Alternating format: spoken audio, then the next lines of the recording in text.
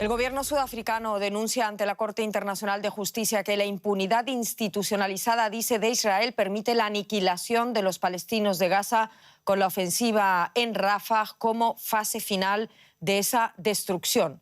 Sudáfrica pide a la Corte que exija a Israel de forma explícita el cese de sus actividades militares en la franja.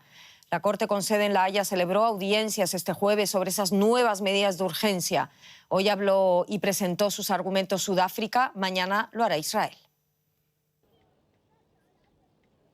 Rafah, en el sur de Gaza, refugio para más de 1 millón de palestinos, es ahora el foco de la ofensiva israelí. Las tropas siguen su incursión en la ciudad gazatí. Decenas de miles de palestinos huyen de nuevo, mientras sus aliados en el extranjero esperan evitar un desastre mayor. Sudáfrica ha pedido a la Corte Internacional de Justicia la retirada inmediata de Israel de Rafah y el cese de la ofensiva militar. También exige que Israel tome todas las medidas necesarias para facilitar el acceso a la ayuda humanitaria. Estas medidas forman parte de un caso en curso presentado por Sudáfrica que acusa a Israel de violar la Convención sobre el Genocidio. En una sentencia provisional de enero, el tribunal no reclamó un alto el fuego como exigía Sudáfrica, pero declaró que existía un riesgo real e inminente en virtud de la convención y exigió medidas a Israel para evitar un genocidio.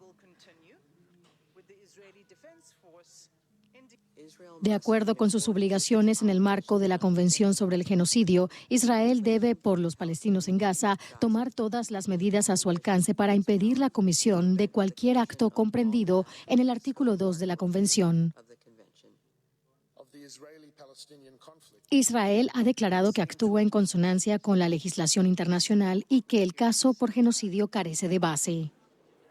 Las audiencias que se celebran esta semana se centran solo en medidas urgentes. Sudáfrica presentó este jueves sus argumentos.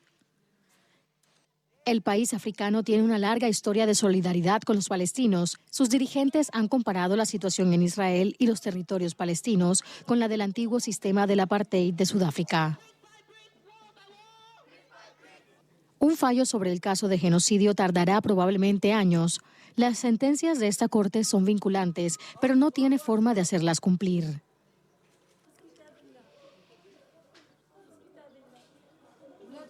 ¿Qué hace la Corte Internacional de Justicia en La Haya? ¿Solo son capaces de hablar de ayuda? No queremos ayuda, queremos un alto el fuego permanente y que Israel se retire totalmente de Gaza. Gaza ha sido destruida y Rafah no es un lugar seguro. Toda Gaza no lo es.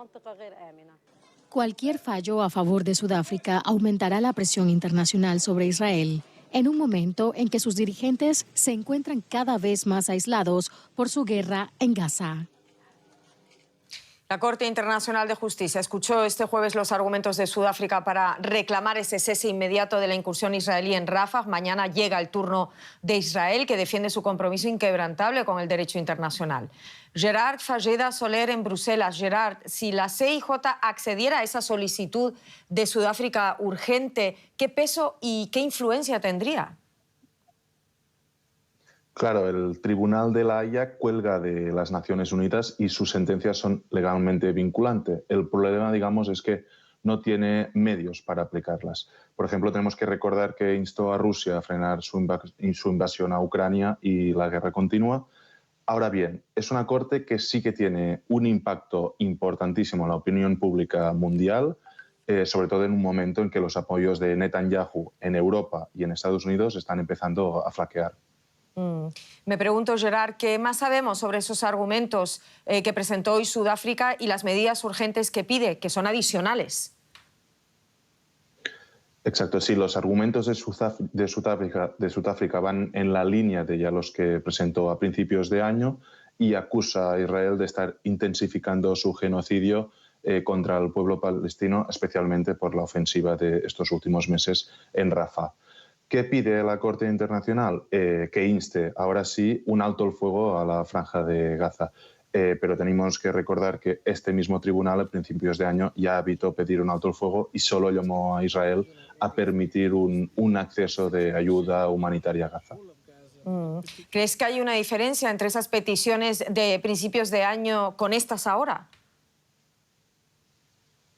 Sí, hay una diferencia, sobre todo por la ofensiva de Rafah, y tiene más argumentos, digamos, para acusar a Israel de perpetrar un genocidio. Israel lo que va a hacer, por supuesto, es defender que en ningún caso está perpetrando un genocidio y que son acusaciones sin fundamento. La respuesta más o menos va a tardar, se espera, entre 2 y 3 semanas de la respuesta cautelar, y la pregunta del millón, digamos, es si Israel va a cumplir o no el pronunciamiento del tribunal.